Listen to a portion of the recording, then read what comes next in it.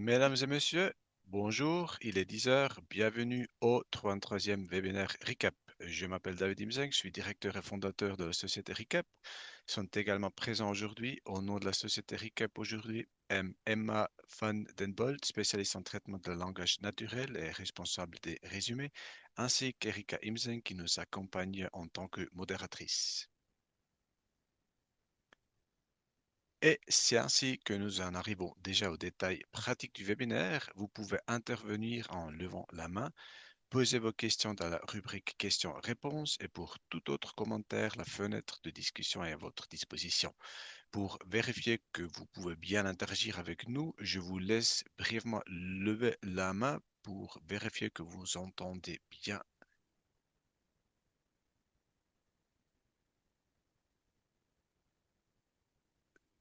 Ça a l'air de marcher pour quasiment tout le monde. Ah, voilà, parfait. Merci beaucoup. Le programme d'aujourd'hui se présente comme suit. Il y a trois blocs. À la fin de chaque bloc, nous avons prévu suffisamment du temps pour répondre à vos questions. Nous essayons de commencer chaque thème à l'heure indiquée car certaines personnes ne pourront pas assister à l'intégralité du webinaire. Nous allons commencer directement par la première partie, astuces pour utiliser Mediapart, les nouvelles fonctionnalités. Je présenterai ces conseils et astuces de manière à ce qu'aucune connaissance préalable ne soit nécessaire. Mediapart peut réduire jusqu'à 50% le travail de rédaction de PV et pour obtenir des résultats optimaux avec la reconnaissance automatique, les microphones doivent être placés le plus près possible des locuteurs.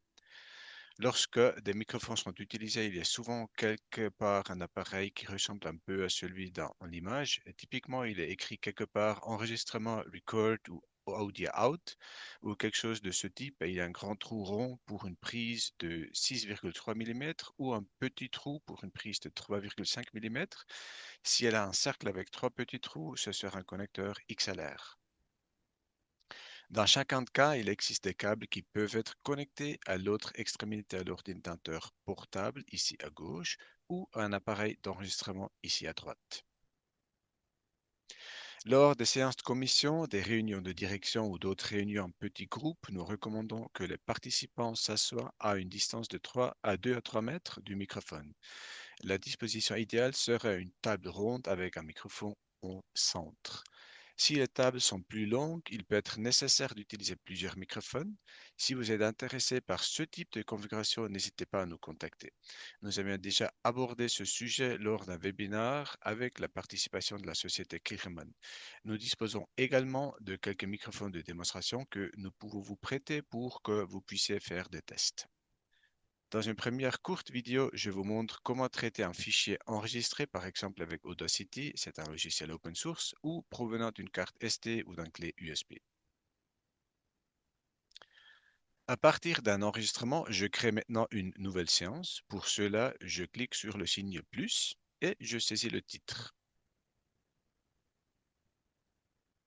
Voilà ma séance, séance 1. Ensuite, je glisse dépose le fichier audio et, si je le souhaite, l'ordre du jour dans le champ correspondant. Voilà là, le PDF. Désormais, l'ordre du jour est directement traité et reconnu par le système. Les points de l'ordre du jour apparaissent ensuite dans les champs situés en dessous. Il est désormais possible de déplacer ou de modifier les points de l'ordre du jour en cliquant sur le bouton Modifier. Là, voilà, je modifie un point ou d'en ajouter ou d'en supprimer. Là, j'ai ajouté le sujet 14 et je peux le supprimer. Lorsque je crée l'entrée, le fichier audio est téléchargé. J'ai alors trois options et non plus seulement deux. On peut choisir la segmentation automatique, ce qui permet de séparer uniquement les locuteurs et d'ajuster ensuite les segments comme après une séance saisie manuellement avec l'application desktop, ou bien on peut transcrire le fichier automatiquement comme auparavant. C'est l'option que je sélectionne ici. Une fois la transcription automatique terminée, je reviens sur la table de bord et je peux désormais nommer les locuteurs. Pour cela, j'ouvre la séance. Ce processus n'a pas changé. Le système a séparé les différents locuteurs et je peux désormais nommer le locuteur 2, dans notre cas Thomas Birbaum, le président. Le système me demande ensuite si je souhaite remplacer le locuteur 2 par Thomas Birnbaum partout et je confirme. Je passe à suite au segment suivant et nomme le locuteur 3 Giovanni Brunetti et ainsi de suite.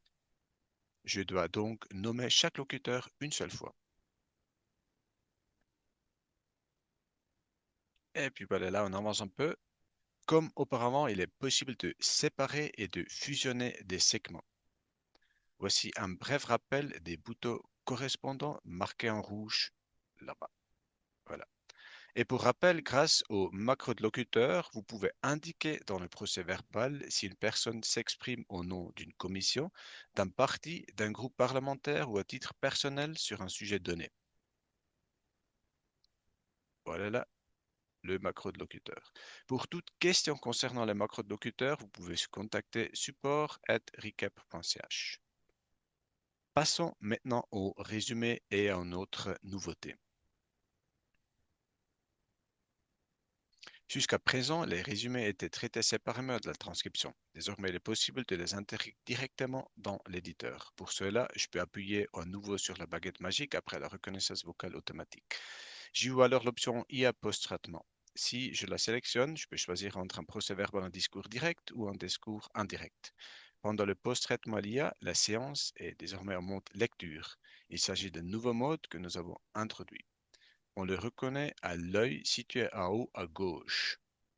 Là voilà, l'œil qui est marqué. Lorsqu'on ouvre le segment, l'édition n'est pas possible et les zones de texte sont grisées.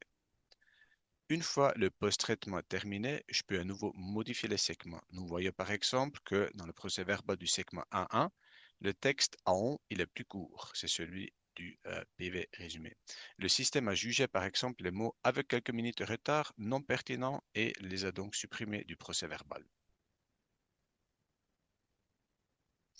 Voici pour rappel l'instruction standard pour la génération du procès-verbal en discours direct. Créer une version épurée de l'intervention au discours direct. Consigne, supprime les répétitions, les lapsus, les mots de remplissage et autres éléments sans impact sur le contenu.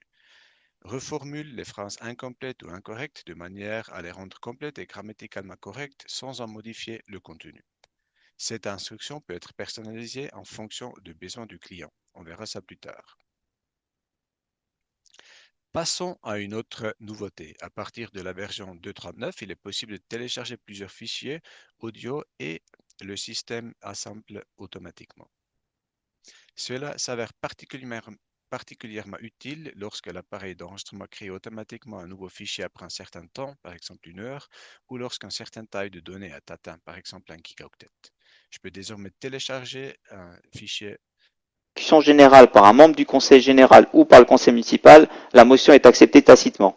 Sinon, je clôt la discussion et peuvent encore s'exprimer le premier signataire et le Là voilà, c'était la fin de la partie 1 et la partie 2. conseil municipal avant le vote. Motion UDC, modification du règlement du conseil général. Je passe la parole au premier signataire pour le développement de la motion. Nous avons remarqué que le fichier s'arrête ou commence au milieu d'une phrase. Une fois le téléchargement terminé, je peux ajuster l'ordre. Il est important que celui-ci soit correct. Voici une astuce pour une reconnaissance aussi précise que possible des points à l'ordre du jour.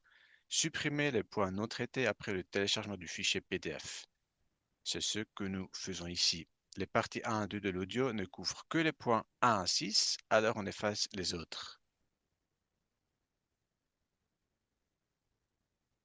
Voilà, je supprime avec la poubelle un après l'autre. Ensuite, les différentes parties sont téléchargées les unes après les autres et je peux à nouveau sélectionner et transcrire automatiquement. Une fois le traitement est terminé, je vois maintenant un seul fichier. Ben voilà, je l'ouvre la séance. Si je clique à l'endroit où la partie 1 s'est terminée, au bout d'1 heure, je trouve désormais la phrase complète. Si la motion n'est pas combattue lors de la discussion générale par un membre du conseil général ou par le conseil municipal, la motion est acceptée tacitement. Sinon, je clôt la discussion et peuvent encore s'exprimer le premier signataire et le conseil municipal avant le vote. Motion UDC, modification du règlement du conseil général. Je passe la parole au premier signataire pour le développement de la motion. Ah voilà, cette nouvelle fonctionnalité facilite considérablement le travail de ceux qui devaient jusqu'à présent télécharger plusieurs fichiers. La fonctionnalité de traitement de première vidéo est accessible à tous les clients de Mediaparl, qu'ils soient abonnés au Formule to Go, Basic ou Pro.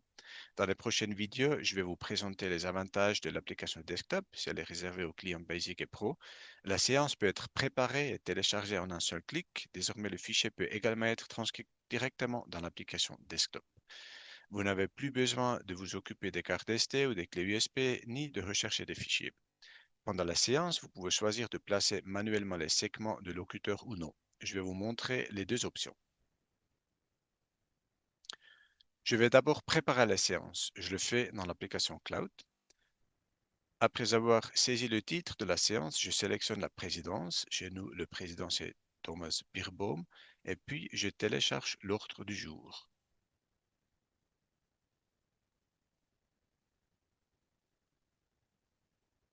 Comme nous l'avons vu précédemment, le système reconnaît le texte et je peux le modifier.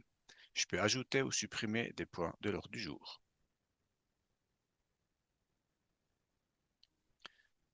Nous allons d'abord enregistrer une séance sans définir manuellement des locuteurs.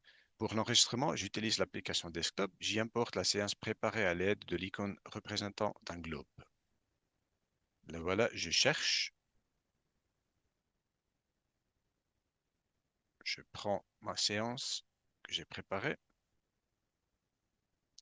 Une fois la séance ouverte, je passe en mode d'enregistrement et je lance l'enregistrement en cliquant sur le gros bouton rouge d'enregistrement.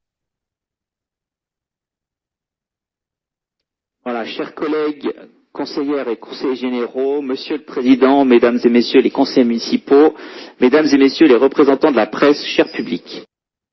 On avance rapidement, puis la séance est terminée et nous arrêtons l'enregistrement. Je tiens à mentionner brièvement ici que chaque fois que l'on met l'enregistrement en pause, le système demande toujours une confirmation. La dernière pause marque alors la fin de la séance. Je quitte la séance et je peux désormais la télécharger dans l'application Cloud à l'aide du bouton télécharger, la flèche vers le haut. Et je peux désormais transcrire la séance directement dans l'application desktop. Pour cela, une connexion Internet est nécessaire. Lorsque je clique sur la baguette magique, on me demande si je souhaite transcrire le fichier ou effectuer directement le post-traitement par l'IA. Je clique ici sur transcription. Si j'avais sélectionné le post-traitement par l'IA, le système m'aurait signalé que je n'avais attribué aucun locuteur. Le post-traitement par l'IA fonctionne bien mieux lorsque les segments individuels ont été attribués à un locuteur. Voilà, là, on voit des locuteurs n'ont pas été choisis. Une autre nouveauté de la version 2.39 est la normalisation de la piste audio. Certains de nos clients avaient des problèmes avec un son trop faible.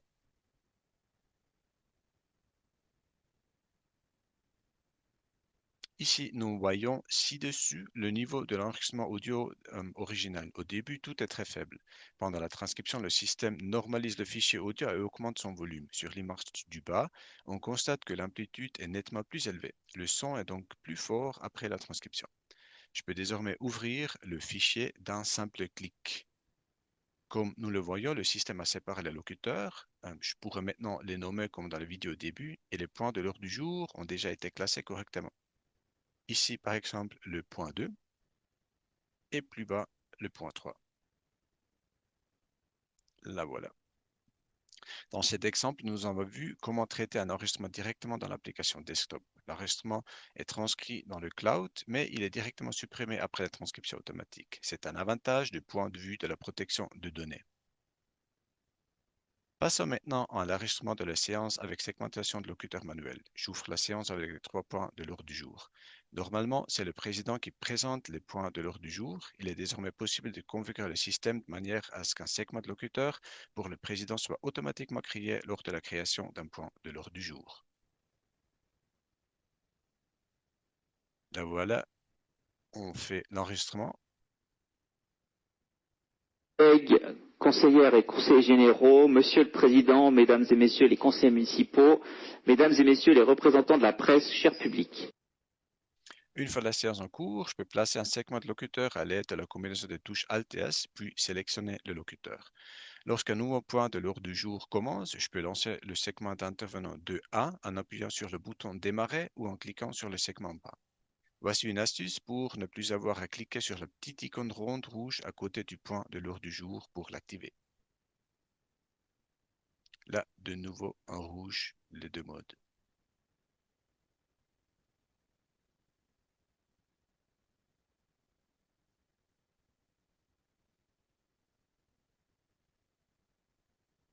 des procès-verbaux des séances du 9 décembre 2024 et de l'enregistrement sur support informatique du 9 décembre 2024. Comme cette séance a déjà défini les locuteurs manuellement, je peux cliquer directement sur Post-traitement IA et le système ne m'affiche aucun avertissement. En un clic, je peux générer un procès-verbal, un discours direct. Je peux également créer moi-même une instruction et l'enregistrer.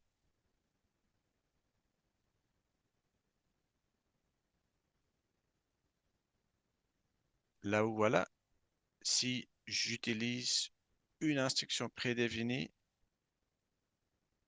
et je la modifie, par exemple ici, je peux rajouter la phrase rédige de manière factuelle dans le style d'un procès-verbal sans porter de jugement et sans recourir au discours direct. Ça, c'est une instruction pour un PV, un mode indirect. Et puis là, je peux nommer cette nouvelle instruction. Je la donne par exemple le nom prompt personnalisé. Et cette instruction, elle est sauvegardée. Lorsque je souhaite lancer le post-traitement par l'IA, ma propre instruction apparaît également. Là, voilà, vous voyez, il est aussi prompt personnalisé. Une fois le traitement terminé, c'est-à-dire après la transcription automatique suivie de la génération du procès-verbal, celui-ci s'affiche directement dans l'éditeur pour chaque locuteur. Voici un bref résumé de la différence entre la baguette magique de l'application cloud et celle de l'application desktop. Dans les deux cas, l'enregistrement est téléchargé dans la cloud suisse pour y être traité. Dans l'application cloud, l'enregistrement est visible pour tous les utilisateurs, ce qui n'est pas le cas dans l'application cloud. Dans l'application desktop, pardon. Dans l'application cloud, l'enregistrement est sauvegardé dans le cloud, ce qui n'est pas le cas dans l'application desktop.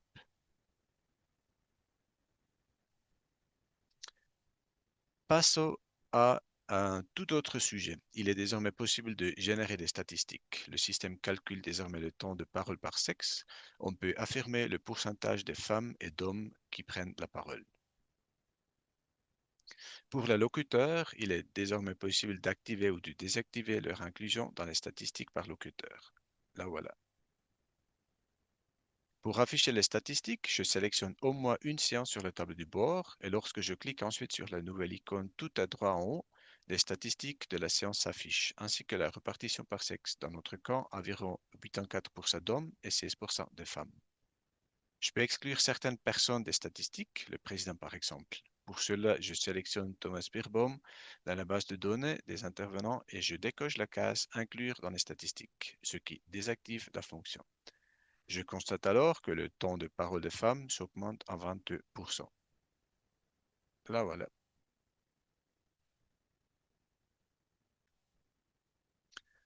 Une autre nouvelle fonctionnalité est le mode archive. Les administrateurs peuvent désormais mettre une séance en mode archive. Cela est utile lorsqu'un procès-verbal a été approuvé ou qu'aucune modification ne doit plus être apportée au texte. Pour ce faire, il suffit de sélectionner la séance souhaitée sur le tableau du bord, puis de cliquer sur l'icône correspondant en haut.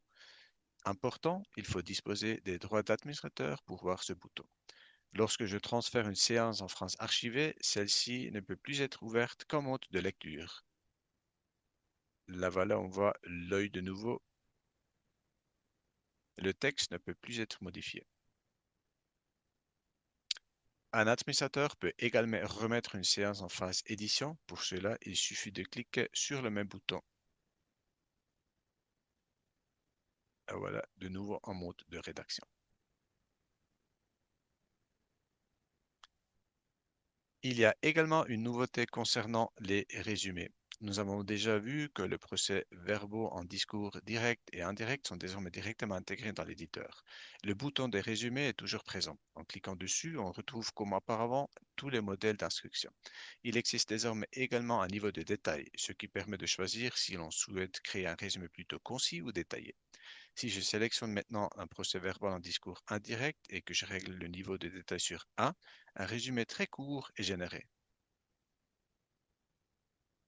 Voici un extrait. Le groupe UDC demande une modification du règlement du Conseil général pour clarifier le rôle du secrétaire et permettre l'engagement d'une personne externe pour prendre et retranscrire les procès-verbaux des séances plénières. Alors, ça, c'est un résumé qui est plutôt court. Et puis, on va encore générer un résumé qui est plutôt long et détaillé.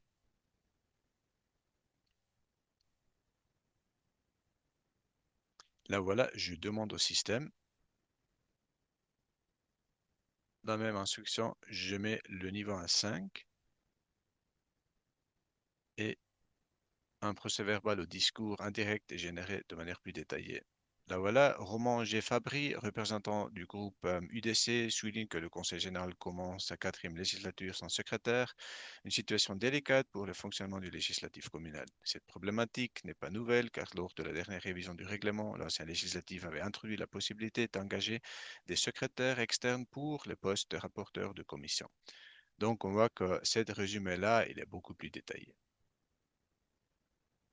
Comme pour la transcription, je ne peux résumer à nouveau que certains segments. Pour cela, j'utilise le symbole de la baguette magique sur le segment du locuteur. Ah voilà, on retrouve aussi la baguette magique et il y a plusieurs options à choisir.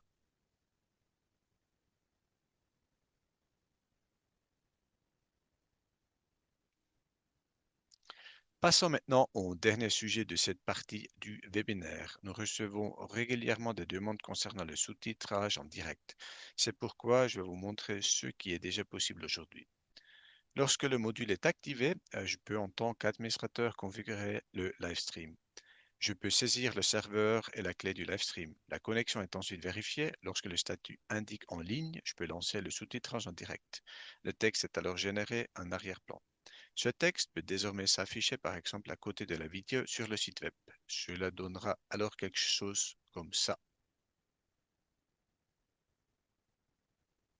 Madame la Présidente, Mesdames et Messieurs les députés, s'agissant des radars, c'est exact qu'il y a eu quelques contrôles radars, notamment dans le secteur de Saint-Ursanne lors du marché de Noël, un récent contrôle à la douane à Lucelle, qui tous les deux ont suscité beaucoup, ont suscité bien évidemment beaucoup d'énervement.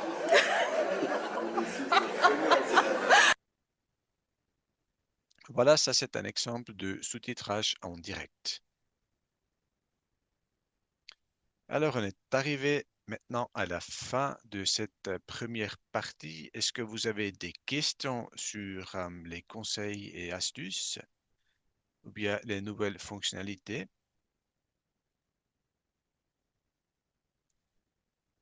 Il y a une question qui concerne le coût du live stream. Euh, alors, pour le live stream, en fait, on a besoin d'un serveur RTMP. Un serveur RTMP est nécessaire et puis le coût de ce serveur, c'est 480 francs par an. La transcription en direct, elle est inclue pour un tel serveur. Alors, il n'y a pas de coût récurrent et le coût ne dépend pas du nombre des heures qu'on utilise le sous-titrage automatique, mais il faut avoir ce serveur RTMP.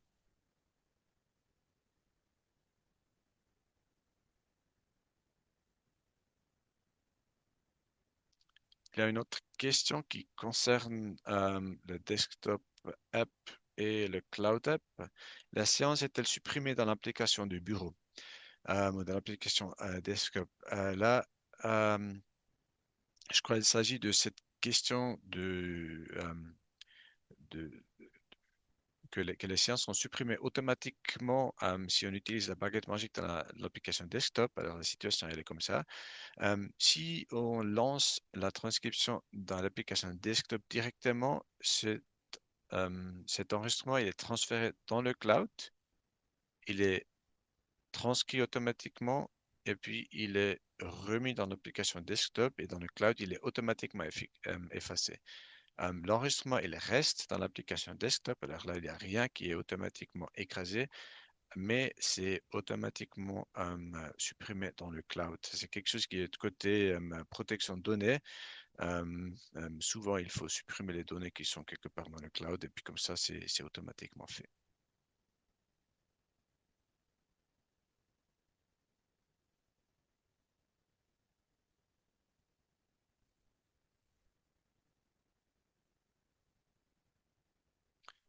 Là, pour l'instant, j'ai aucune autre question. Alors, dans ce cas-là, je crois que tout le monde est présent pour la deuxième partie.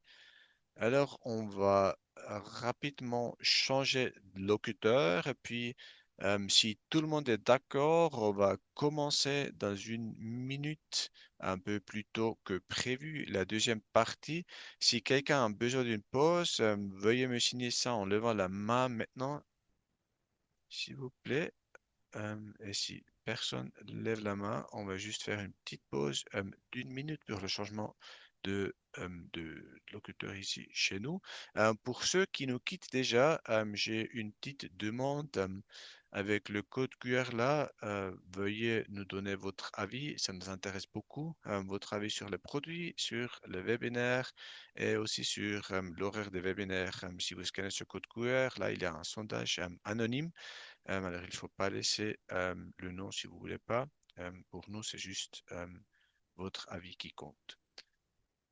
Alors, c'est dans une minute que ça continue ici avec Emma Vandenbolt. Alors, nous allons maintenant passer à la deuxième partie où nous présenterons les LLM et aborderons des conseils pratiques pour la formulation des instructions, aussi connues sous le terme prompting. À l'attention de tous ceux qui se sont connectés en ligne pour la deuxième partie, vous avez la possibilité de lever la main. Vous pouvez le refaire rapidement pour que nous voyions que vous nous entendez à nouveau et que l'outil fonctionne.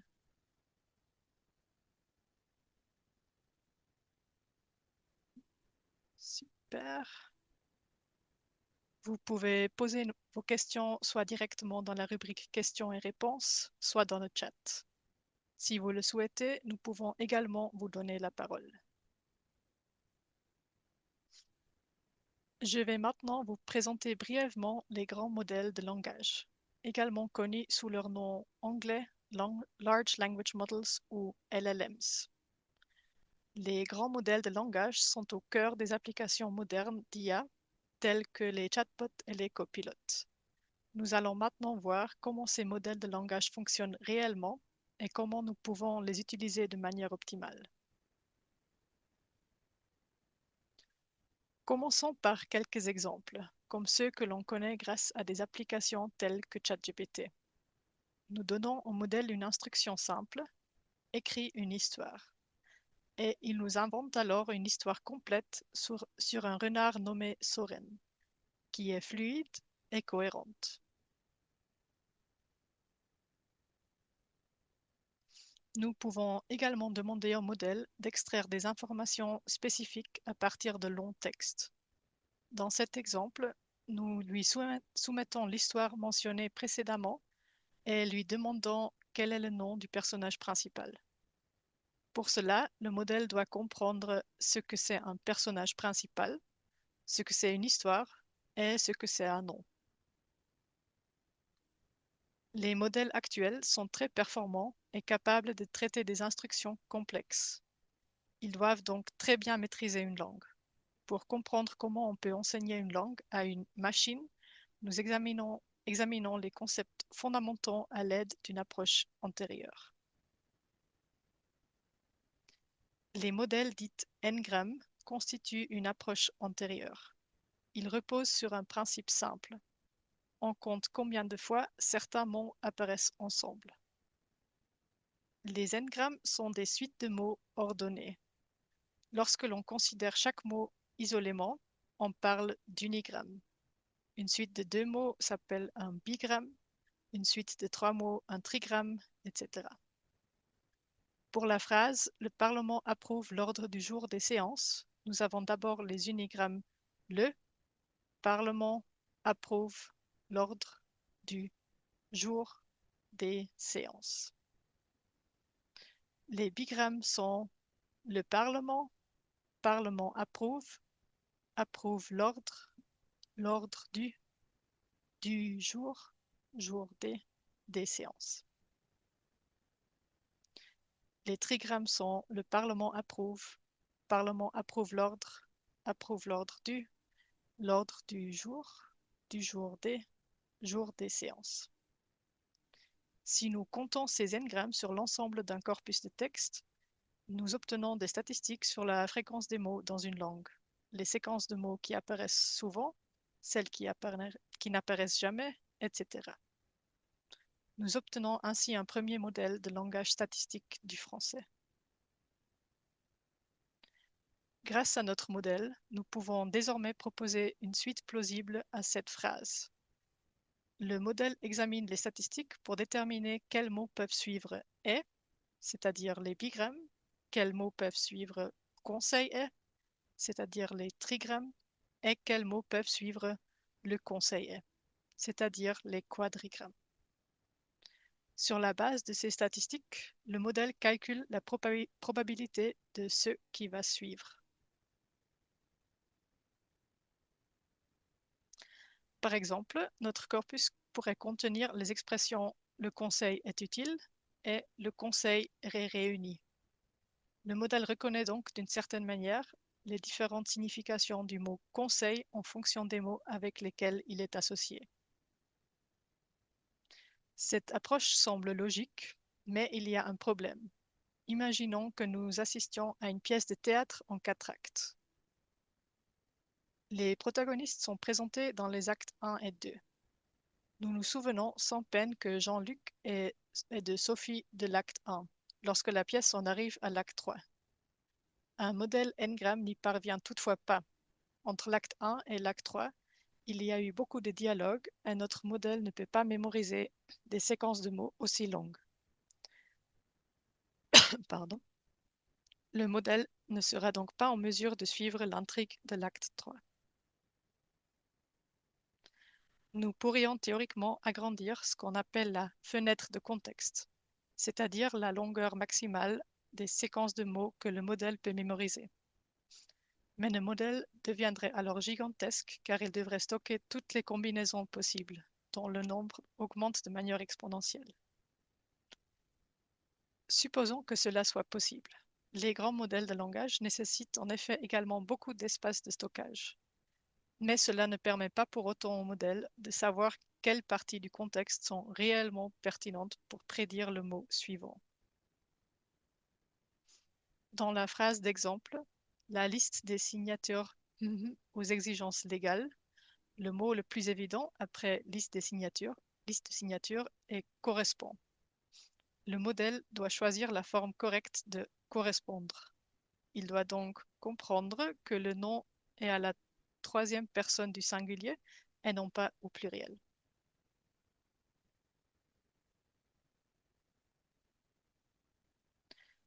Ajoutons un peu de contexte.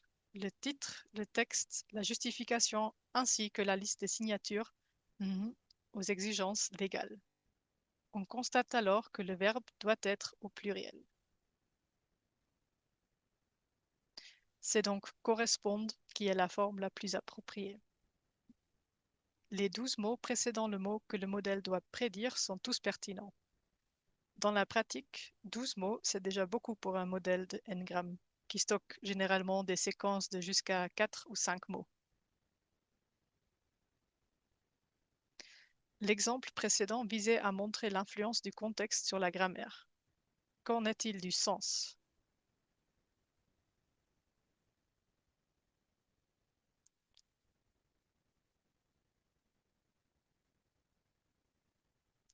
Le modèle ne voit que quelques-uns des mots précédents et propose le mot suivant en se basant sur ceux-ci.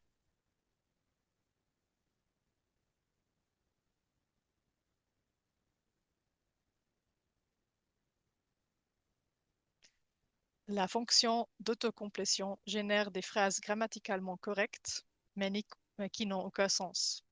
La fenêtre contextuelle sur un téléphone portable est trop petite et le modèle intégré ne voit pas l'intégralité du texte précédent.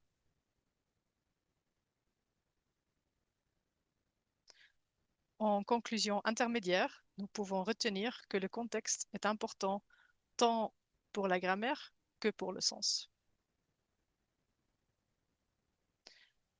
Passons maintenant aux grands modèles de langage, les LLM.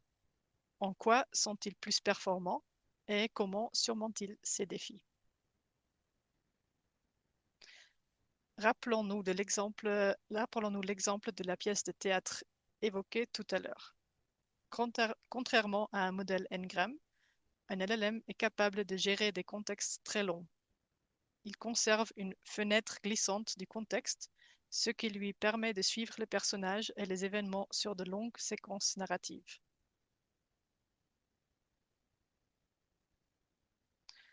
Prenons l'exemple précédent avec le verbe correspondre. Au cours de son apprentissage, le LLM apprend à identifier la partie du contexte qui est importante pour la forme grammaticale et le sens d'un mot. Il comprend donc que les mots en rouge, titre, texte, motif, liste et signature, sont très importants pour générer le mot correspondre. Les mots en rose, le et la, sont directement liés au nom et sont donc indirectement assez importants eux aussi. Les mots orange et bleu jouent bien sûr aussi un rôle, mais un rôle moins important que les mots rouge et rose.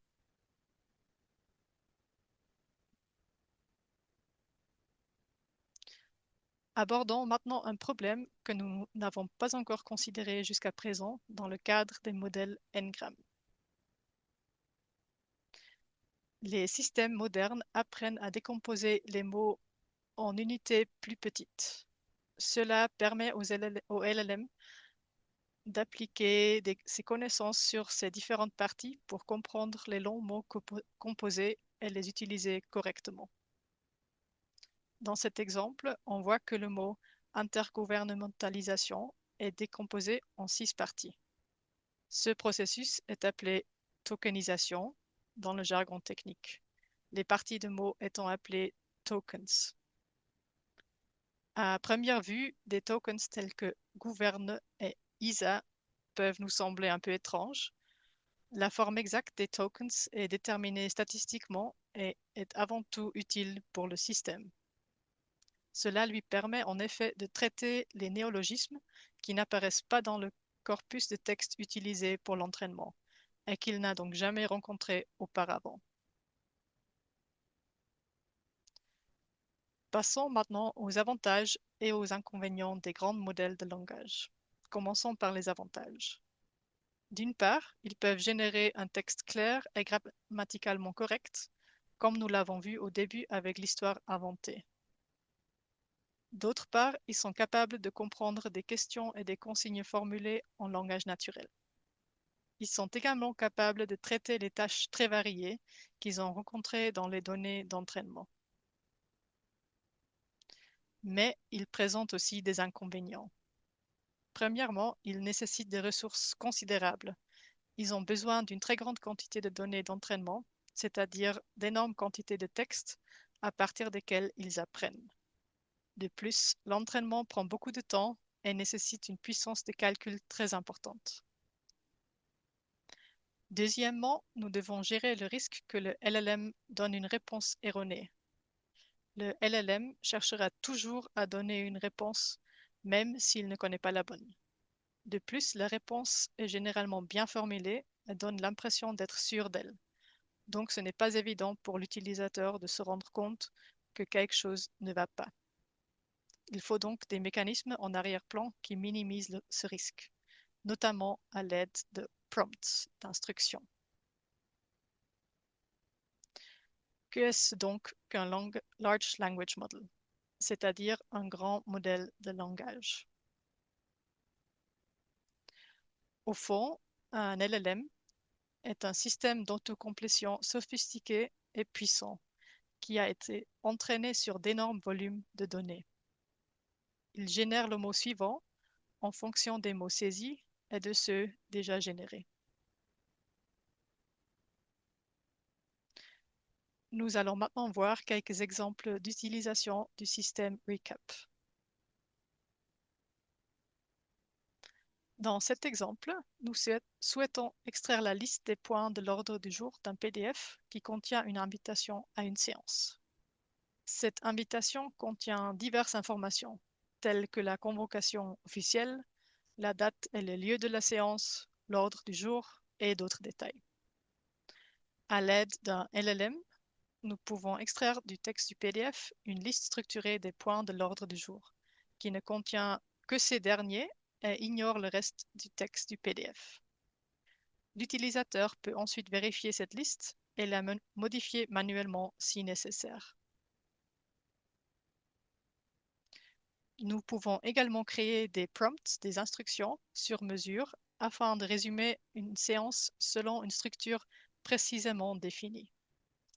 Le prompt affiché contient des instructions concernant la structure que doit avoir le compte-rendu et les consignes linguistiques. Pour la structure, nous décrivons d'abord quelles sont les différentes catégories et comment elles doivent être résumées. Nous indiquons par exemple que la partie sous I information doit être brève, tandis que celle sous DI discussion doit être détaillée. Nous précisons également ce que le modèle doit faire si rien n'a été dit sur une catégorie. Nous fournissons ensuite un exemple de structure schématique afin de guider le LLM de la manière la plus claire possible et de générer un résultat cohérent. Plus les instructions sont claires, mieux le LLM peut les suivre. Sous la rubrique langue, nous indiquons au modèle quelles règles linguistiques il doit respecter. Par exemple, qu'il doit s'exprimer au présent et que le style doit être factuel.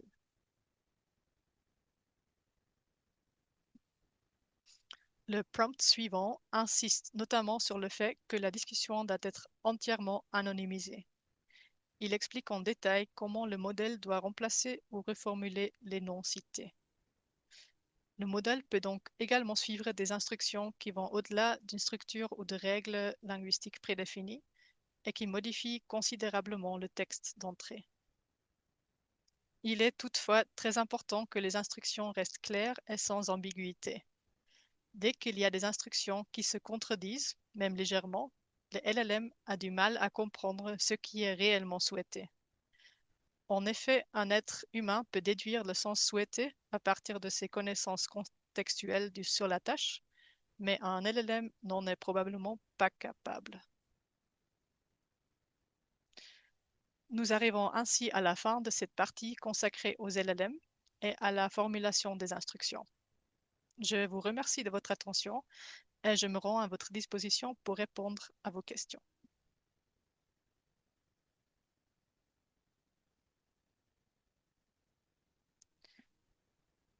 Alors, je vois une question, si le modèle comprend plusieurs langues. Alors oui, en effet, le modèle que nous utilisons, il comprend l'allemand, le français, l'anglais, l'italien et d'autres langues aussi.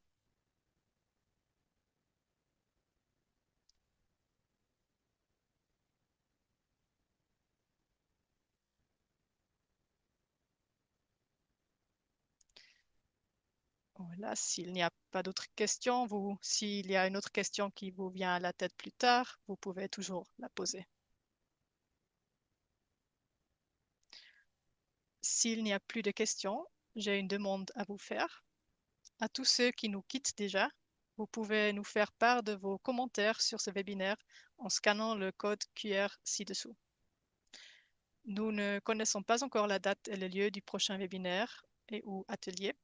Nous serions ravis que vous nous fassiez part de vos préférences et de vos commentaires de manière anonyme dans le cadre d'un bref sondage. Maintenant, une question. Est-ce que vous aimeriez continuer directement? Si non, et si vous avez besoin d'une pause, veuillez lever la main.